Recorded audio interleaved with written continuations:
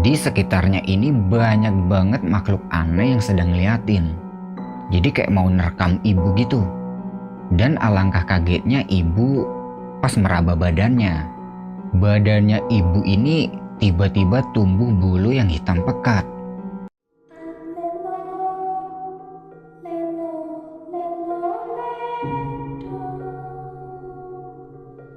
Assalamualaikum teman-teman. Dimanapun kalian berada, semoga tetap sehat selalu. Masih dengan gua Vidi. Di video kali ini gue menyeritain pengalaman kelam yang dialami oleh sebuah keluarga kecil yang saat itu mendapat teror yang bertubi-tubi. Teror yang dialami keluarga kecil itu sampai merenggut nyawa salah satu anggota keluarganya yang gak berdosa. Dan parahnya, yang mengirim teror itu masih sanak familinya. Gak tahu kenapa dia ini sampai tega berbuat kayak gitu. Dia bersekutu dengan makhluk gaib untuk menghabisi satu keluarga ini. Ini ceritanya dialami oleh salah satu followers di FB gua. Dan menurut gua ini ceritanya serem banget. Makanya gua tertarik untuk nyeritain ini ke kalian, sekalian buat pelajaran.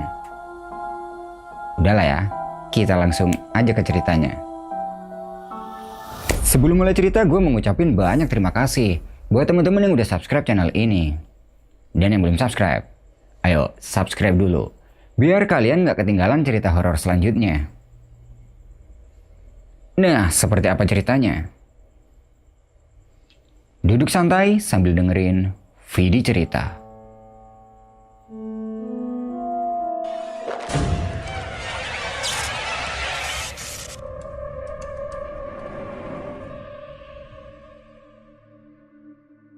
Kisah ini dimulai pada tahun 2016 lalu. Waktu itu, mereka sekeluarga ini tinggal di kota B. Sebuah keluarga yang cukup bahagia meskipun ekonominya ini pas-pasan, tapi itu udah lebih dari cukup. Oh iya, dia dua bersaudara. Namanya adalah Eman dan kakaknya namanya Didit. Ibunya Eman ini sebagai ibu rumah tangga dan bapaknya bekerja sebagai wira swasta, sebagai buruh bangunan. Semua nama yang ada di dalam cerita ini udah disamarkan, kecuali satu, yaitu si Eman sendiri. Sebuah keluarga yang sangat harmonis dan baik-baik aja. Tawa riang selalu terdengar di keluarga kecil mereka. Sampai pada tahun 2016 akhir, bapaknya Eman mendapat warisan dari kakeknya. Bapaknya Eman ini adalah seorang kepala keluarga yang sangat hebat. Beliau 5 bersaudara, 2 laki-laki dan 3 perempuan. 2 laki-lakinya itu diantaranya adalah bapaknya Eman dan pamannya.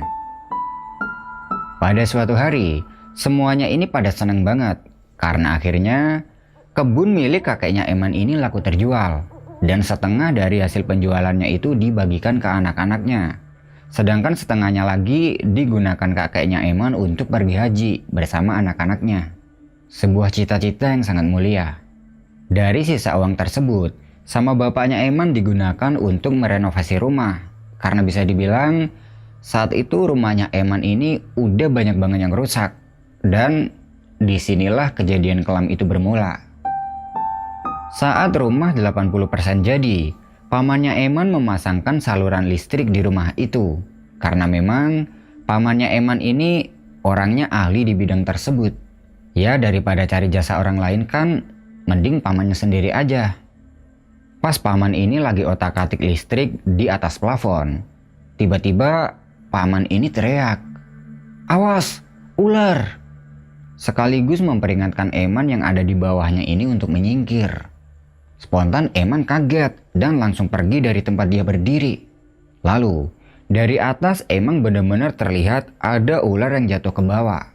Tapi untungnya, ularnya itu nggak begitu besar, cuman segede jari kelingking. Tapi warnanya hitam pekat. Paman segera turun dari atas, dan bersamaan dengan itu, bapak dan kakeknya Eman ini datang karena mendengar teriakan paman tadi. "Ada apa, Man?" "Itu ada ular, Pak." "Hah, kamu nggak apa-apa, Nak?" "Nggak, Pak. Untung paman keburu teriak tadi." Bapak menghampiri paman yang akan mengusir ular itu. Tapi anehnya, ularnya ini nggak mau pergi. Malahan dia ini nyerang paman dan bapaknya Eman. Akhirnya daripada membahayakan mereka semua, terpaksa ular itu dibunuh aja. Nah, udah nih urusan ular. Tidak lama kemudian, kelihatan ibunya Eman ini baru pulang dari warung. Bapak minta pada mereka semua untuk diem aja. Lalu bapak membuang ular yang udah mati itu di belakang rumah. Sedangkan paman, dia melanjutkan pekerjaan yang belum selesai. Kok bisa ada ular masuk sini ya, Kang? Padahal kan jarak ke pohon agak jauh. Ya, namanya juga ular, Mang. Biarpun jauh dari pohon, kan bisa aja dia ke sini untuk cari tikus rumah mungkin. Iya juga sih, Kang. Lanjut paman sambil melanjutkan pekerjaannya lagi. Malam harinya, ibu merasakan pegal di bagian kakinya. Eman sama Didit bergantian memijit kakinya ibu. Dan awalnya mereka ini mengira ya mungkin itu cuma pegal-pegal biasa. Tapi semakin hari sakit yang diderita ibu itu malah semakin parah. Sampai dibawa berobat ke dokter pun beliau ini nggak sembuh-sembuh, malahan makin parah. Dari mulai dokter, tukang pijit, tukang urut, dan semuanya ini nggak ada yang mempan, malahan makin parah. Dan biasanya sakit yang diderita ibu itu datangnya pas zuhur dan pas jam 12 malam. Jadi dia ngerasa sakitnya itu di jam-jam segitu. Pas lagi sakit itu, ibu ini sering banget teriak-teriak. Katanya dia ini merasa panas. Melihat keadaan ibu yang kayak gitu, Eman ini cuman bisa nangis aja. Dan si Didit selalu menenangkan Eman kalau Eman ini lagi nangis. Sakit yang diderita ibu itu berlangsung beberapa hari. Sampai banyak dari tetangga, saudara, dan si nenek pun memberi saran agar ibu ini dibawa berobat ke orang pintar, alias berobat batin. Ya kali aja sakit yang diderita ibu itu karena gangguan gaib. Oh iya, ibunya Eman ini 2 bersaudara, beliau dan bibinya. Kakak yang dari ibu udah meninggal, tinggal nenek doang. Dan si nenek ini amat baik pada mereka semua, terutama pada si Eman. Nak, kita coba berobat batin juga ya. Nenek rasa penyakit si Nyai ini kayak bukan penyakit sembarangan, kata si nenek. Nyai adalah sebutan perempuan kalau di Sunda. Iya nek, memang harus dua-duanya, medis juga, batin juga iya. Iya nak, coba nak ke Haji Radi, beliau bisa dibilang ahli dalam hal kayak gini. Bukannya suuzon sih, tapi curiga juga perlu. Nenek takut penyakit Nyai ini bukan penyakit sembarangan.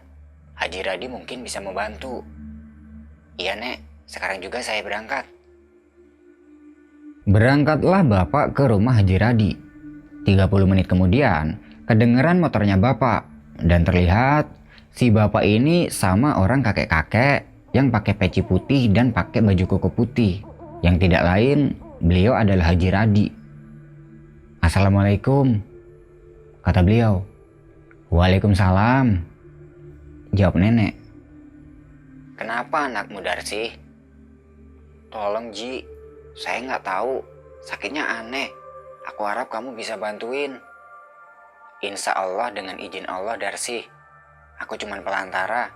Kita serahkan segalanya sama yang di atas ya. Di mana anakmu sekarang? Mari masuk Ji. Lalu Haji Radi pun masuk ke dalam rumah. Dan ketika beliau melihat ibunya Eman yang sedang tiduran, tiba-tiba beliau ini menggelengkan kepala. Lalu beliau meminta Didit untuk menyingkir dari sebelahnya ibu. Astagfirullah, tega banget ini orang ya, ucap Haji Radi. Dilanjut, beliau ini membaca doa-doa gitulah dan mengeluarkan batu bermata merah yang ukurannya itu segede kepalan tangan gitu. Lalu batu itu ditempelkan di bagian kakinya ibu yang sakit. Nah, anehnya batunya itu bisa nempel di kakinya ibu. Dan pas nempel itu si ibu ini teriak kesakitan. Istighfar Nyai, istighfar, kata Haji Radi. Eman dan kakaknya cuma bisa nangis melihat keadaan ibunya. Sedangkan bapak dan neneknya ini cuma bisa bengong aja. Dan tidak lama kemudian, badannya ibu ini kayak terhentak gitu. dan Haji Radi pun mengangkat batu yang ada di kakinya ibu. Keringat udah mengucur deras dari badannya ibu, kayak orang habis mandi. Anakmu ini bukan penyakit medis, Darsi. Pas dibawa ke rumah sakit apa dia kelihatan sembuh? Dan pas dibawa pulang, apa dia kelihatan sakit lagi? Bapak dan nenek tersentak mendengar perkataan itu, karena emang betul kayak gitu. Bagaimana ini, Waji? Iya, bagaimana ini, Ji? Aku coba berusaha, Darsi. Untuk sekarang, jin yang ada di tubuh anakmu udah aku keluarkan. Tapi aku yakin, orang yang ngirim ini semua pasti akan ngirim lagi nanti. Siapa yang melakukan ini, Ji? Iya, Pak Ji. Siapa yang membuat semua ini? Aku nggak bisa menyebutnya karena itu pantangan. Dan janjiku tidak boleh menyebutkan siapa orangnya kalau ada pasien yang menderita kayak gini. Tapi nanti kalian pasti tahu sendiri orangnya. Lalu ini harus bagaimana? Iya, Pak Haji, apa istri saya bisa disembuhkan? Kita berdoa aja sama yang kuasa. Aku coba berusaha semampuku. Semuanya kita pasarkan aja sama yang di atas. Aku pulang dulu ya. Aku akan memantau dari kejauhan. Dan malam ini juga akan kubereskan. Lalu Haji Radi memberi bapak segelas air dan beliau menyuruh bapak untuk diminumkan kepada ibu. Setelah itu Haji Radi pun pamit pulang. Malam harinya, suasana rumah sangat berbeda, terasa lebih dingin dari biasanya. Dan menjelang jam 12 malam, ibu selalu berteriak kesakitan dan seisi rumah cuma bisa menenangkan ibu. Air yang dikasih Haji Radi diminumkan ke ibu, dan setelah minum air itu, ibu ini agak sedikit tenang. Tapi tidak lama kemudian, ibu ini teriak lagi kesakitan. Sampai jam 1 malam, ibu ini baru benar-benar bisa tenang dan gak teriak-teriak lagi. Keadaan itu membuat mereka sedikit lega, ya meskipun mereka ini masih dirundung kecemasan pada ibu. Besoknya, Haji Radi datang ke rumah untuk mengontrol keadaan ibu. Setiap hari Haji Radi sering datang ke rumah, dan syukurlah ibu mulai baikan, dan mereka sekeluarga pun mulai memberi perhatian lebih pada ibu untuk kesembuhannya. Bahkan, bapak sampai memutuskan untuk tidak bekerja dan memulai rencana untuk membuat warung kecil-kecilan agar bisa mengontrol ibu setiap hari. Tapi anehnya, ketika bapak punya rencana kayak gitu, tidak lama kemudian ibu jatuh sakit lagi. Bahkan sekarang bisa dibilang lebih parah dari sebelumnya. Yang tadinya ibu masih bisa jalan, sekarang udah gak bisa sama sekali. Setiap saat, ibu selalu teriak-teriak kesakitan. Beda sama yang dulu. Kalau dulu kan, ibu teriaknya itu pas waktu zuhur dan pas jam 12 malam. Tapi kali ini ibu itu teriaknya setiap saat, dan setiap teriakannya ibu itu menandakan kalau beliau ini benar-benar sangat kesakitan. Haji Radi pun turun tangan lagi, dan kata Haji Radi, orangnya ini melancarkan serangan batin lagi, bahkan yang kali ini jauh lebih besar. Seisi rumah cuma bisa diem melihat keadaan ibu yang kayak gitu. Bapak, paman, bibi, dan semuanya. Singkat cerita, Haji Radi pun berhasil mengeluarkan jin yang ada di tubuhnya ibu. Lalu Haji Radi minta agar ibu ini dibawa ke rumahnya nenek aja. Gak tahu alasannya apa. Dan kejadian aneh di luar nalar pun mulai berdatangan. Sampai-sampai kata anaknya si bibi, setiap malam itu di atap genteng rumahnya nenek ini selalu terdengar kayak orang yang lagi berkelahi. Kayak ada suara-suara yang sedang beradu gitu. Dan kedengarannya itu biasanya jam 12 malam sampai menjelang subuh. Gak ada perubahan pada ibu, malah kelihatan semakin parah. Bahkan, gigi dan rambut ibu ini perlahan mulai rontok. Kulit ibu yang tadinya putih, sekarang kayak gosong-gosong gitu, kayak kena luka bakar. Melihat keadaan itu, Haji Radi cuma bisa gelengkan kepala, tapi beliau masih berusaha mengobati ibu. Saya cuma bisa bantu segini, dan kalau kamu pengen minta obat dari orang lain silahkan, Darsi. Obat itu umum di mana aja. Saya sadar, saya sendiri pun udah gak muda lagi, dan stamina saya pun udah kian berkurang. Jadi Haji gak bisa leluasa. Silakan Darsi berobat kemana aja. Pada hakikatnya, Tuhan yang akan menyembuhkan. Haji akan terus bantu dari kejauhan. Ji, apa anakku akan sembuh lagi? Kenapa Haji menyerah? Iya Haji, kenapa? Saya tidak tahu lagi harus ke siapa minta tolong. Darsi, nak, Haji bukan menyerah. Haji akan terus membantu dari kejauhan. Tapi Haji nggak bisa sendiri. Haji juga butuh dukungan. Silakan nak cari yang lain. Haji pun akan turut membantu dari kejauhan. Mulai dari saat itu, bapak dan neneknya Eman mencari orang lain. Mulai dari ustadz, orang pintar, dan lain-lain. Dan mereka semua ini mengatakan kalau sakit yang diderita ibu ini adalah penyakit kiriman. Dan yang terakhir adalah guru ngajinya Eman. Sabar ya Kang, semua penyakit pasti ada obatnya. Insya Allah, kita pasrah aja ya Kang. Iya Pak Ustadz, tapi apa salah saya sampai ada orang setega ini?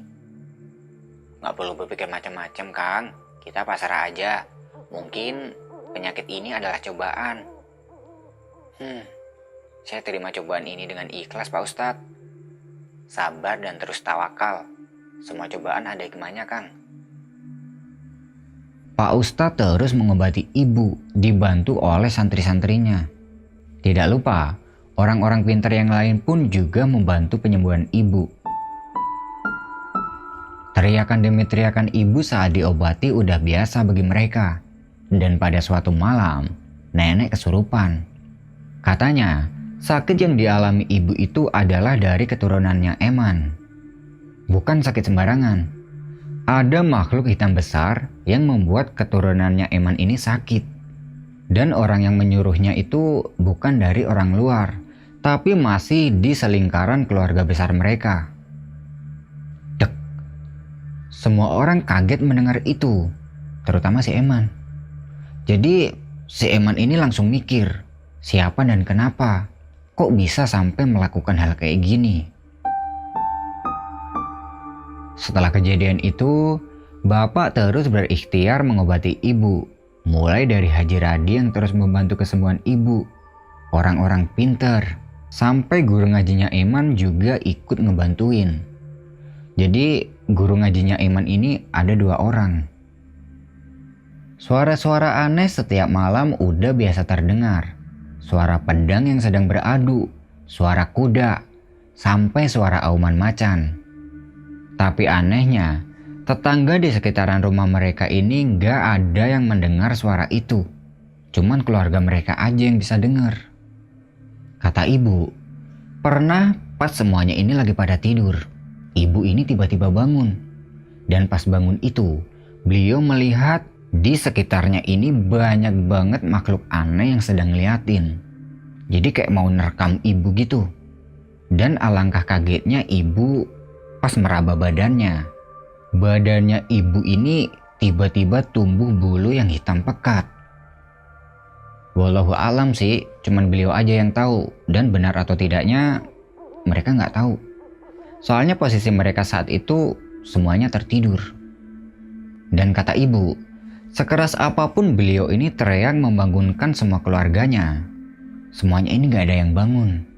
Padahal mereka semua ini tidurnya sama-sama dan dekatan sama si ibu.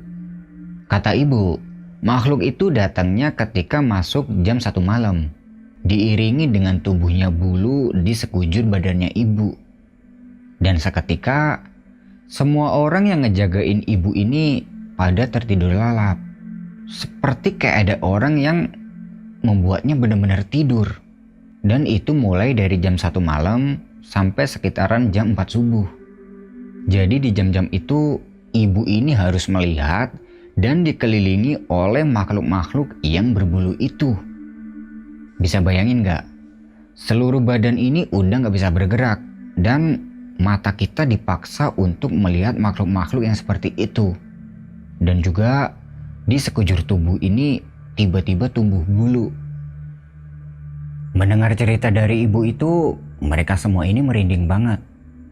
Nah, Setelah ibu cerita-cerita kayak gitu, teror malah semakin berlanjut.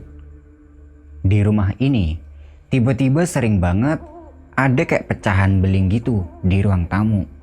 Dan seringnya orang-orang rumah yang tiba-tiba kesurupan. Jadi pernah ada salah satu keluarga itu yang kesurupan.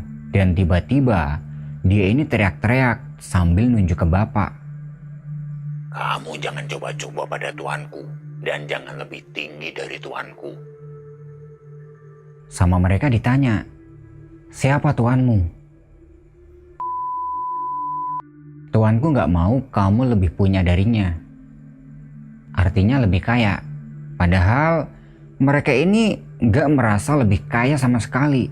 Bisa dibilang ya mereka ini sederhana-sederhana aja. Semua yang mendengar itu pada kaget dan langsung terdiam, disusul tangisan nenek dan bapak.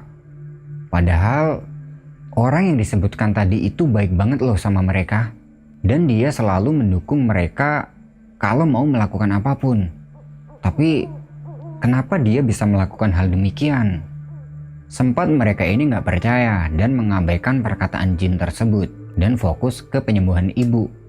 Sampai pada suatu ketika, guru ngajinya Eman bilang, Kang, ambil barang yang ada di rumahmu, lalu bakar. Barang apa, Kang?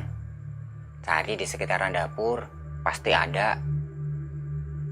Bapak bergegas mencari barang itu ke dapur. Dan beliau menemukan sebuah boneka yang kedua kakinya ini diikat. Boneka itu lalu dibakar sama bapak sesuai arahan dari guru itu. Setelah dibakar, guru ngajinya Eman bilang lagi, insya Allah setelah ini semuanya bakal selesai. Tapi masih belum. Malam harinya, tepat jam 12 malam, tiba-tiba terdengar kayak ada suara orang yang sedang bertempur di atap rumah. Dan itu kedengaran lebih jelas dari sebelumnya.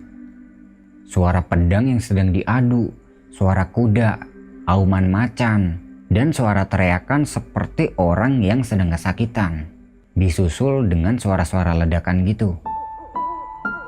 Malam itu suasana rumah benar-benar mencekam. Diakhiri dengan suara benda besar yang jatuh ke tanah di depan rumah. Tapi pas dilihat keluar, gak ada apa-apa. Pagi harinya, guru ngajinya Eman itu datang dan katanya semuanya udah selesai. Menurut obrolan yang didengar Eman, Haji Radi, guru ngaji, dan orang-orang pintar lainnya bersama-sama melawan jin yang disuruh orang itu. Tapi belum selesai sampai di sini. Malam harinya ibunya Eman ini kesurupan. Dan jin yang ada di dalam tubuhnya ibu itu bilang gini, pemimpinku udah mati, aku kalah dan aku bakal pergi. Tapi ingat, ini masih terus berlanjut. Kamu, sambil menunjuk ke arah Eman, kamu gak akan terkena amukan orang itu. Tapi kamu, sambil menunjuk ke arah Didit, kamu yang akan menjadi selanjutnya. Setelah ngomong kayak gitu tadi, dianya ini ketawa lepas. Kemudian dia keluar dari badannya ibu. Mendengar itu mereka semua cuma diam dan takut dengan ancaman tadi. Lalu Didit bilang, udah jangan takut, kita pasrah aja sama yang di atas. Pokoknya jangan ada yang takut, aku baik-baik aja kok. Mereka semua mengangguk. Ya meskipun sedikit-sedikit mereka ini masih takut dengan ancaman jin tadi. Hari demi hari ibu mulai membaik dan keadaan rumah serta mereka pun mulai seperti dulu lagi. Bapak membuka toko yang semakin hari semakin berkembang, sementara ibu pun mulai terbiasa jalan kembali. 2 tahun berlalu, mereka merasakan hangatnya keluarga yang dulu lagi. Dan sampai pada pertengahan 2018, ibunya Eman tiba-tiba terjatuh dan pingsan. Mereka semua kaget dan langsung menghampiri ibu untuk membopongnya ke dalam kamar. Keadaan ibu kali ini cukup serius dan mereka memutuskan untuk membawa ibu ke rumah sakit untuk berobat. Tapi sebelum dibawa ke rumah sakit, tiba-tiba ibu ini sadar sambil beliau ini menangis. Mereka semua bingung dong. Lalu mereka ini pada menenangkan ibu. Dan ternyata ibu nggak mengenali mereka semua. Jadi mirip kayak amnesia gitu. Bahkan dia lupa sama dirinya sendiri. Mereka pun dilanda kecemasan dan ibu lanjut dibawa ke rumah sakit. Tapi kata dokter, gak ada penyakit apa-apa. Setiap hari mereka dibuat bingung dengan tingkah laku ibu yang seperti orang stres. Dan semakin hari semakin parah. Mereka sekeluarga mendapat cobaan lagi dan merawat ibu dengan sabar. Sampai pada suatu malam, tepatnya itu malam Jumat.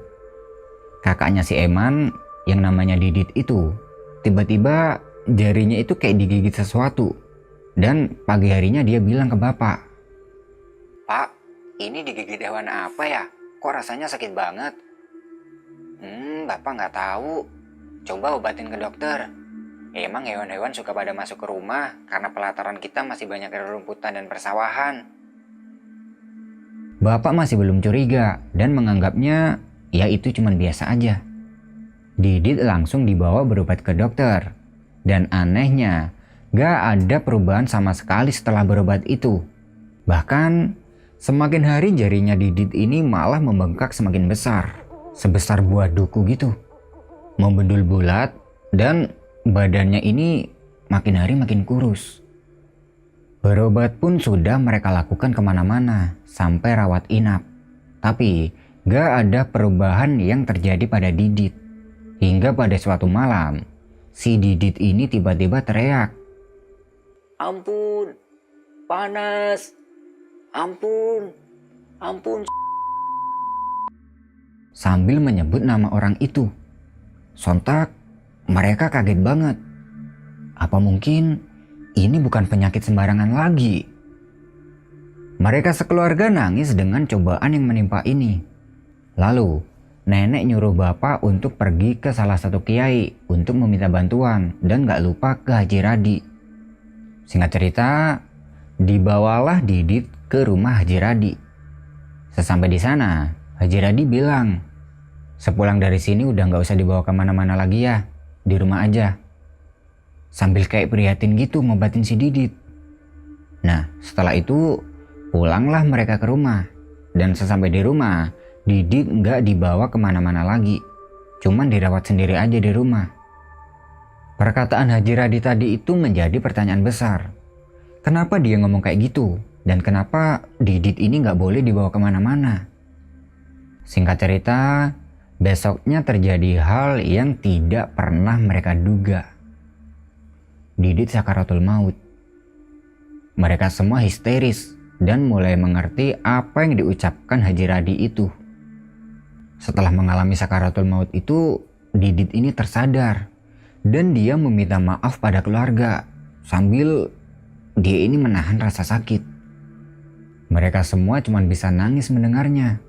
Lalu Didit memanggil Eman sambil dia bilang, Man, kakak minta maaf ya kalau salah jaga keluarga ini. Jaga bapak, jaga ibu ya. Maafin kakak. Iya kak, maafin Eman juga. Kakak harus sembuh biar bisa jaga ibu dan bapak sama-sama. jawab Eman sambil menangis. Lalu, tidak lama kemudian, Didit muntah darah dan mengembuskan nafas terakhirnya. Mereka sekeluarga menangis. Gak nyangka Didit akan meninggalkan mereka secepat itu. Dan anehnya, saat itu ibu yang dalam keadaan stres tiba-tiba langsung sadar dan stresnya hilang. Ibu berteriak-teriak melihat Didit meninggal sambil memeluk jasad Didit. Sampai tanpa sadar, katanya si Eman ini sempat mengaum, entah kenapa. Sadar-sadar, dia ini udah dibawa keluar sama tetangganya. Singkat cerita, setelah selesai proses pemakaman Didit, mereka sekeluarga ini doa bersama. Dalam doanya itu, mereka semua menangis. Intinya, mereka semua ini udah ikhlas dengan cobaan ini. Dan mereka minta, kalau ini emang penyakit kiriman, tolong tunjukkan siapa orangnya. Selang beberapa bulan kemudian, orang itu meninggal dunia dengan keadaan yang memprihatinkan. Itu yang namanya pernah disebut ibu pas sakit dulu. Dia meninggalnya itu serem banget. mukanya ini pada menghitam dan matanya melotot. Nah, dari situ ya mungkin ini adalah karma yang diberikan Tuhan kepada orang itu. Dan mereka sekeluarga pun turut berduka cita atas meninggalnya orang itu. Udah nih, beberapa hari kemudian keadaan udah baik-baik aja. Tapi selang beberapa bulan kemudian, giliran Eman yang mengalami kejadian aneh di luar nalar. Sore itu selesai salat asar, Eman ini istirahat. Dia duduk sambil menutup mata dan dalam hatinya membaca istighfar gitu. Lalu tidak sengaja tangannya ini kayak nyentuh sesuatu yang berbulu. Loh, apa ini? Pikirnya. Dia langsung buka mata. Dan betapa kagetnya dia pas buka mata itu. Di sebelah dia duduk itu, ternyata ada seekor harimau putih yang lagi ngeliatin dengan mata yang sangat tajam. Dan sontak, Eman langsung membuang pandangannya dari harimau itu, biar dia nggak bisa ngeliat lagi. Tapi, alangkah kagetnya pas dia ngeliat ke sisi lain. Di sisi kirinya dia duduk, ternyata juga ada seekor harimau kumbang yang ukurannya ini gede banget. Taringnya ini panjang sampai ke dagu gitu. Dan dia ini sedang memelototi Eman. Eman udah ketakutan setengah mati. Dan saat itu dia ini pengen loncat lari. Tapi badannya dia ini rasanya kayak tertahan dan gak bisa bergerak. Pengen teriak pun tenggorokan ini rasanya kayak kekunci. Harimau itu mendekatkan dirinya ke wajahnya Eman. Suara nafasnya itu kedengeran mengerikan banget. Dan bau nafasnya juga bisa dia cium. Lalu, harimau itu membuka mulutnya lebar-lebar dan hendak menelan Eman hidup-hidup. Refleks, Eman langsung nutup mata. Dan saat itu dia ini udah pasrah. Dalam hati dia bilang, mungkin ini udah nasibku, mati dimakan makhluk jadi-jadian gini. Lalu, lep. Semua badannya ini tiba-tiba bisa digerakkan dan dia langsung lemas. Pas dia membuka mata, harimau yang tadi itu tiba-tiba udah gak ada, gak tahu perginya kemana. Ah, syukurlah, ternyata aku masih hidup, batin Eman. Kejadian itu gak pernah dia ceritakan kepada siapapun, termasuk keluarganya. Karena dia ini gak pengen keluarganya ikut cemas. Hari demi hari, dia merasakan keanehan lagi.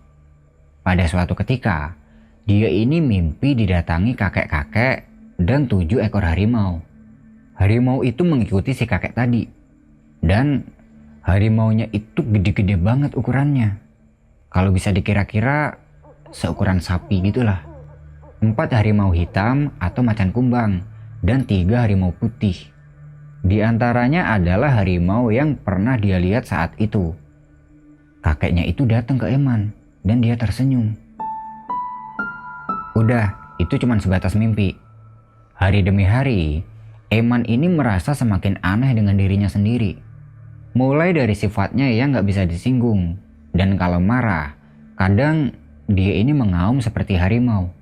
Dia juga kadang bisa merasakan dan melihat keberadaan makhluk yang gak kasat mata di sekitarnya.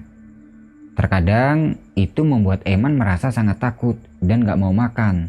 Karena melihat wujud makhluk itu yang mukanya ini penuh belatung dan berlumuran darah. Sampai-sampai dia ini benar-benar gak kuat dan dia menceritakan itu pada bapaknya. Bapak dan ibu kaget mendengar cerita Eman. Lalu mereka membawa Eman pergi ke orang pintar yang mengerti hal seperti ini. Sebut aja beliau adalah Amang. Pas Eman datang, tanpa sadar Eman ini langsung bereaksi. Tapi saat itu dia gak sadar apa-apa. Sadar-sadar, Amang cuman bilang gini. Kalau kamu nanti mimpi aneh lagi jangan takut. Harimau itu yang menjagamu.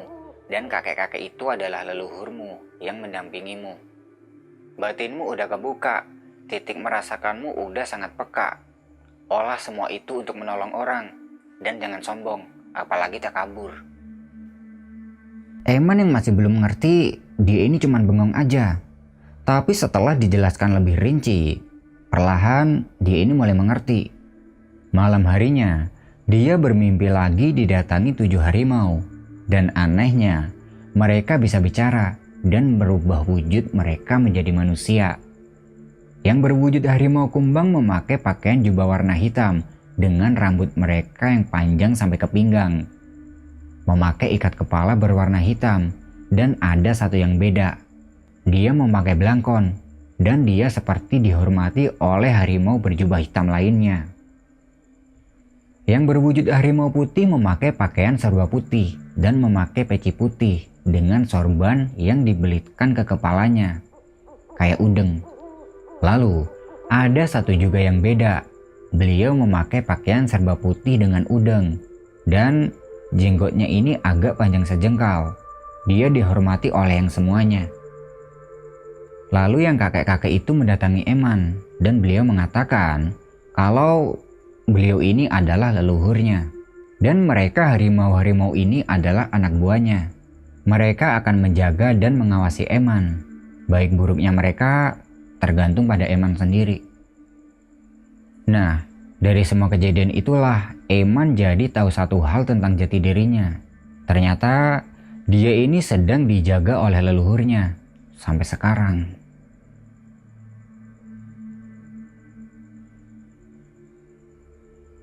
Nah, gimana ceritanya teman-teman? Kasih pendapat kalian di kolom komentar. Oh iya, buat teman-teman yang punya pengalaman horor dan pengen diceritakan di channel ini seperti pengalaman yang dialami oleh Eman, teman-teman juga bisa kirimkan ceritanya ke email di bawah ini.